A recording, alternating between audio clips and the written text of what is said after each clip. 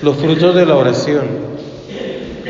El primer fruto de la oración que vemos en Jesús es la necesidad de orar, la sed de orar, la necesidad de estar con el Padre, la necesidad de inundarse del Espíritu Santo.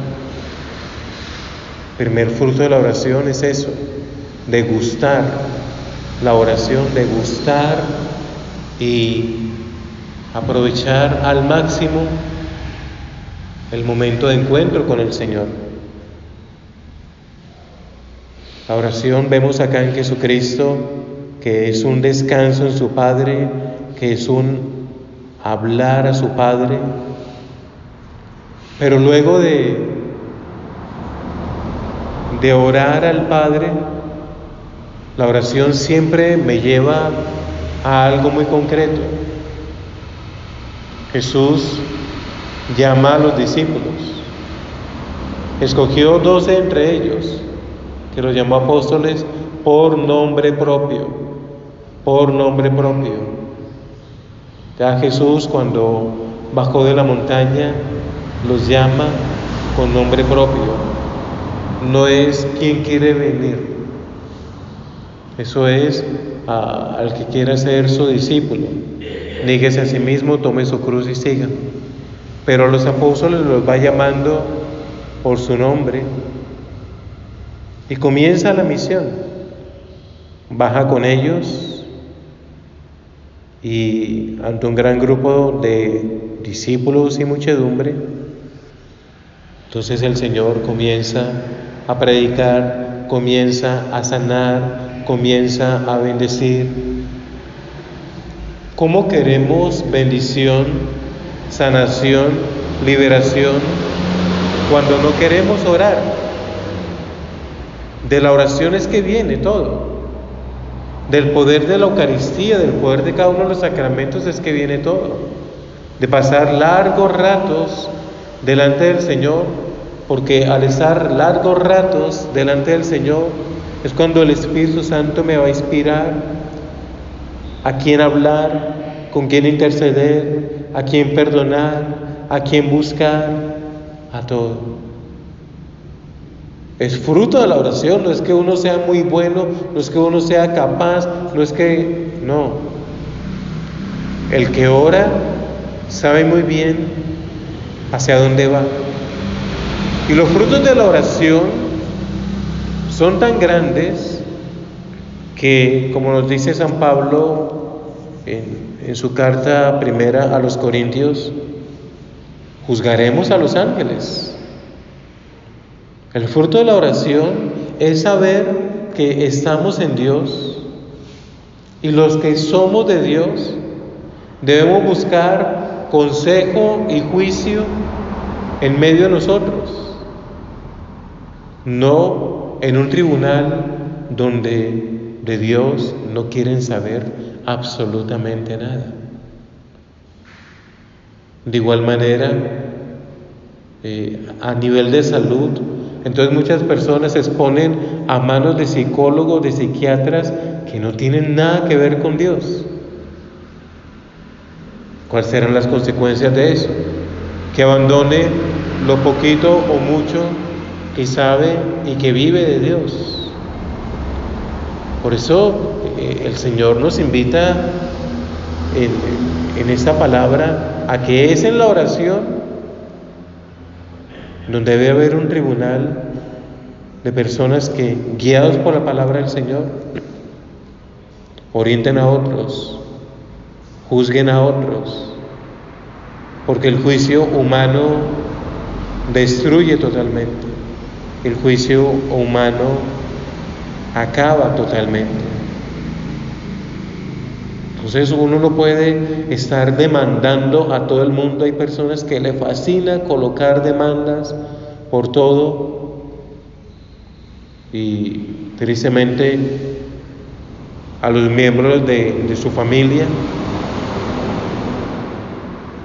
Por eso San Pablo dice: ¿por qué tienen que haber pleitos en ustedes si ustedes conocen al Señor? ¿Por qué tiene que haber pleitos en ustedes si han sido bautizados?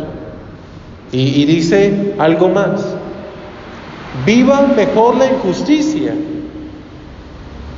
Ofrezca.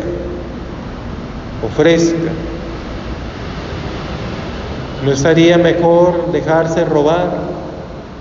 Humíllese. Esto que la palabra nos propone es muy alto, pero para esa altura hay que orar. Entonces buscamos el desquite para con todos y por todo.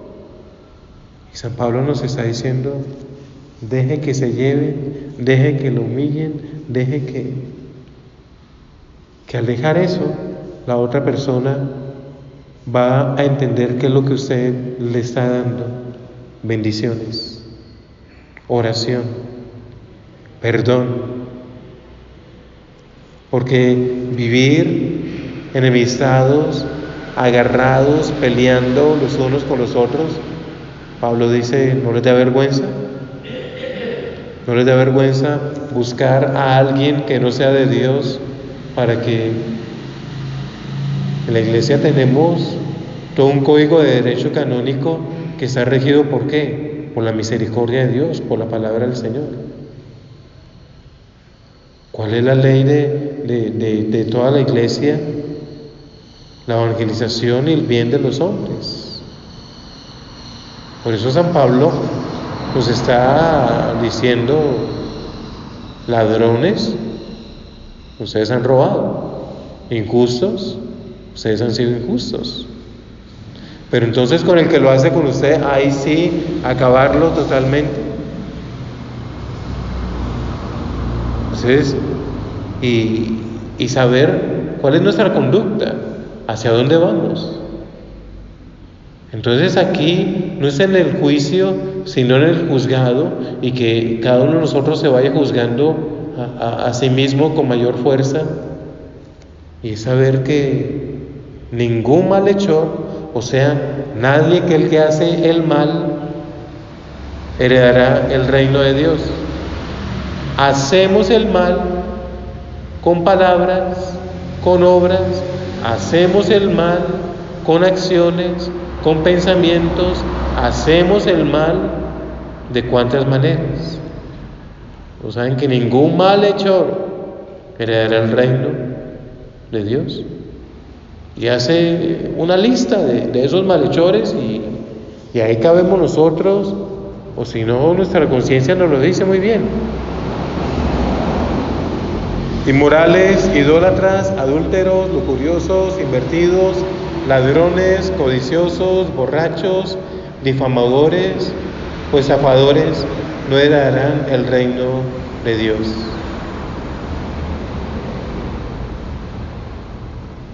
Por hacer el mal. Y San Pablo remata diciendo en ese texto que hoy nos regala la iglesia: recuerden que ustedes eran así. Recuerden que ustedes eran así y conocieron la misericordia del Señor, fueron lavados, santificados, purificados por el nombre del Señor y por el Espíritu Santo. Si ustedes ya dejaron esas cosas, ¿por qué las retoman? Si ustedes ya soltaron el hombre viejo, ¿por qué lo cargan otra vez? Recuerda de dónde has sido levantado. Recuerda de dónde has sido levantado, para que la misericordia y la justicia de Dios haya llegado a tu corazón, hayas dejado el camino del mal, hayas dejado de ser un malhechor y hoy estés siguiendo al Señor. La cosa no es juzgar y dispararle a todo el mundo. La cuestión es: ¿de dónde me sacó el Señor? ¿De dónde me levantó el Señor? Es su misericordia conmigo, es su misericordia con todos. Benditos los que nos hemos dejado llenar de la misericordia del Señor. Clamémosle a Él que muchos se dejen llenar de esa misericordia, pero nosotros no vivamos juzgando ni sometiéndonos totalmente a lo humano, como si no existiera una justicia de Dios. Busquémosla, sometámonos a ella, y que Dios haga su voluntad en nosotros. Amén.